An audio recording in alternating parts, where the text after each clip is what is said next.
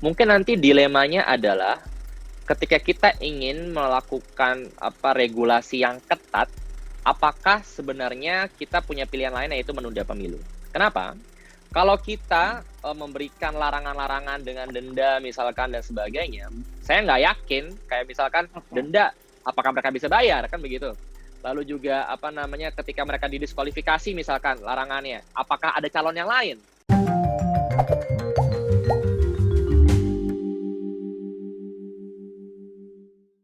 Dan situasi tidak bisa dibiarkan, sekali lagi tidak bisa dibiarkan, penyelenggaraan pilkada harus tetap dilakukan dan tidak bisa menunggu sampai pandemi berakhir, karena memang kita tidak tahu, negara manapun nggak tahu kapan pandemi COVID ini akan berakhir. Tahapan terus berjalan gitu. Dan sekarang seperti tadi kita mendengarkan penjelasan dari lo, apakah memungkinkan di tengah tahapan yang sudah berjalan, 2-3 ini kita masuk penetapan, apakah memungkinkan dengan tahapan yang masih berjalan ini terus ada perubahan regulasi yang dilakukan oleh KPU gitu, apalagi dengan alternatif cara-cara yang lo jelaskan tadi seperti di negara lain misalnya pada saat pemilihan dikirimkan lewat pos atau lain sebagainya, seperti kalau sebelumnya di Indonesia kalau nggak salah sempat digulirkan soal sistem pemilihan e-voting gitu, sementara dari undang-undang kita secara konstitusi belum mengakomodasi cara seperti itu. Ya, kalau soal e-voting, saya orang yang cukup kurang sepakat juga sebenarnya. Kenapa? Karena kita memang infrastruktur digital kita masih lemah, ya kan? Untuk serangan-serangan cyber. Jadi saya tidak memilih itu. Tetapi ada mekanisme-mekanisme lain yang sebenarnya bisa dilakukan seperti POS. Karena bagi saya itu kan PT POS juga bisa sebenarnya kalau kita mau ajak kerjasama dan sebagainya. Tapi itu teknis lah. Tapi yang penting adalah begini, apakah mungkin nggak sih dilakukan perubahan regulasi? Bagi saya mungkin, Jess. Kenapa? Karena ini bukan kondisi biasa. Ini bukan kondisi krisis politik, tapi ini adalah kondisi yang first major bernama pandemi. Hal yang tidak bisa kita kontrol. Hal yang bisa kita kontrol adalah diri kita sendiri. Pemerintah bisa mengontrol regulasi itu, gitu. Jadi bagi saya tetap pasti masih bisa dilakukan beberapa penyederhanaan.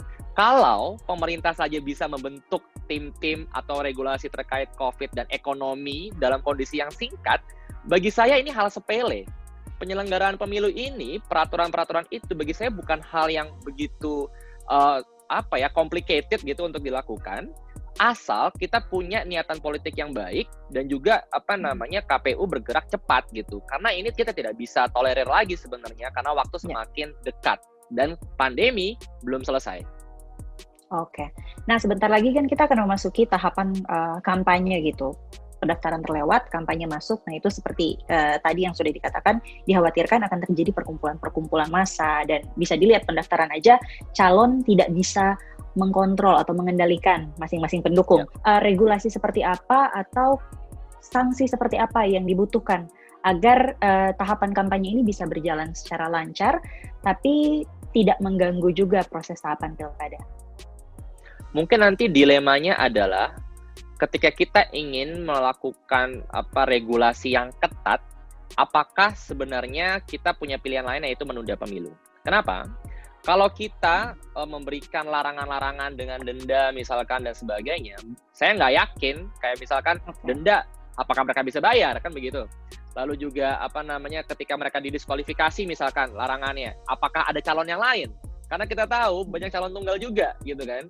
Dan ketika banyak sekali kondisi-kondisi politik itu yang membuat mungkin regulasi-regulasi tertentu juga tidak akan begitu efektif diberlakukan.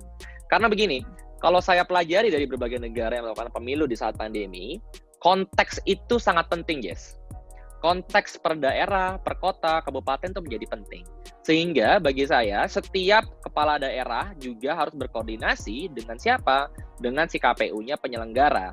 Kenapa? Karena konteks pandemi tiap daerah berbeda dan kita harus kasih prioritas daerah-daerah mana yang sebenarnya emang nggak bisa gitu loh. Bagi saya juga harus jujur juga gitu. Kepala daerah ini, daerah saya memang zonanya tidak bisa kita melakukan penyelenggaraan seperti ini. Jadi kalau saya boleh pilih, di negara kita belajar dari misalkan di Jerman, itu ada larangan tidak boleh melakukan pertemuan tatap muka.